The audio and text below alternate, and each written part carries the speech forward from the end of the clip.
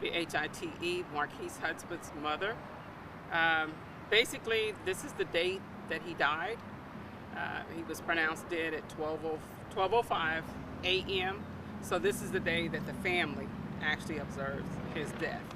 And it's not about pity or anything like that. It's just, we just want to make sure that we don't forget. And I've been gone for 11 years, and now I'm back in the Architects. I live here now, so I've been back here since August. And so today is kind of mixture for me. It's a little happy, a little sad, you know, but it's been 18 years. His sons are now all grown. He has a granddaughter now, and she's a year old. And it's kind of strange because she'll only learn about him when we tell her stuff about him. So that's the hard part. But the son that I remember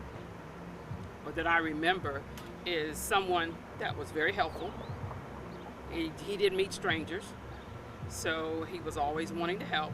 This is his sister. It's just kind of weird because even though it's been 18 years, I still find myself thinking about things, going through life, and I'll say, oh, I want to tell.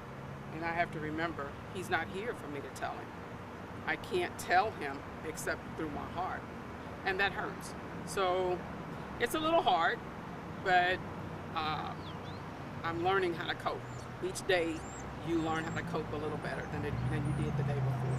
Does that day still feel like yesterday to you? It still feels like yesterday because I'm his mother. So yeah, it feels like yesterday. I remember him learning to walk.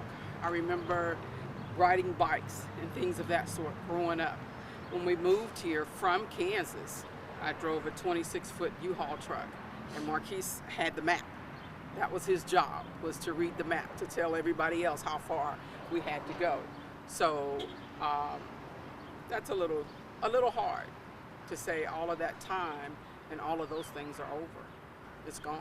And what does it mean for you, the word justice, to know that things like this are still happening to this day? There is no justice because the powers that be have already decided before it's even any type of meeting takes place. And they say we're going to convene and go in here and talk about it. They've already made up their minds what they're going to do. And they had already made up their minds that they were going to justify this by saying they had a right to kill Marquis, because that's what they told us, that they had a right to kill him.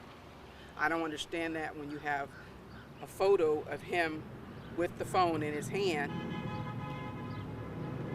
and he turns and walks away. How can he be a threat to you?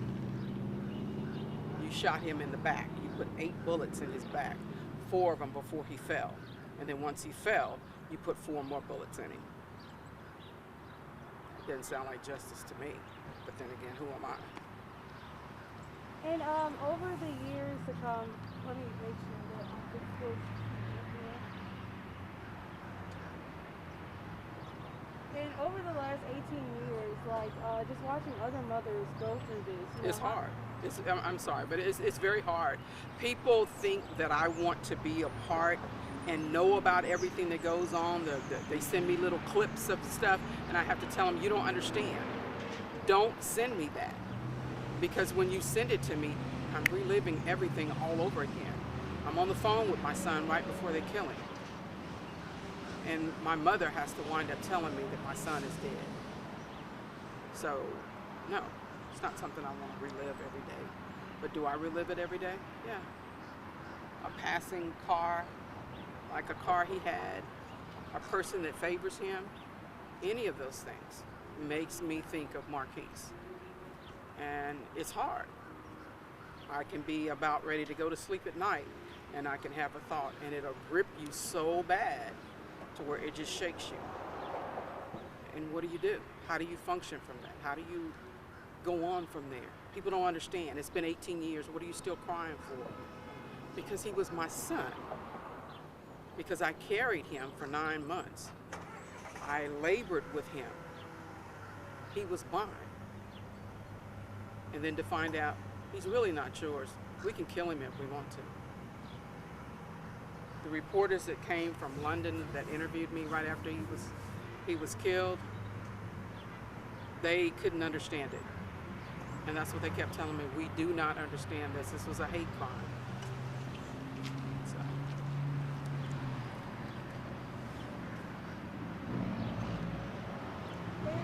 Overall, what do you want to see happen? You know, this has been going on for years.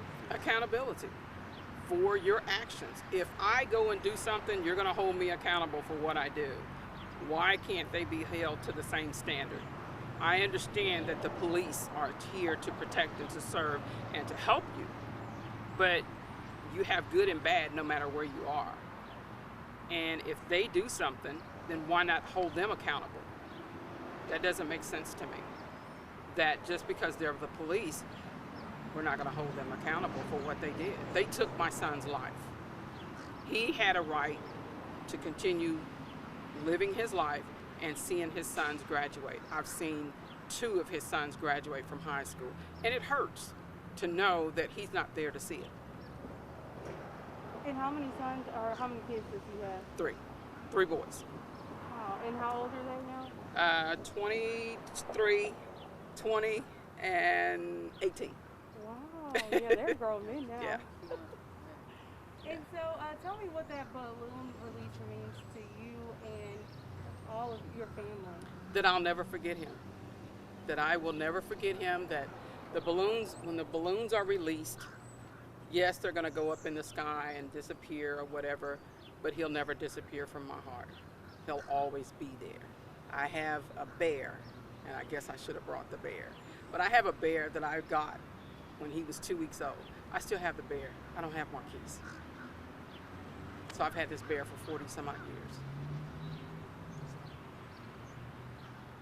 And lastly here, do you think there's anything in the community that can be done for, things like this? Kind of help out, get the message out, or? I think that, number one, parents need to make their children aware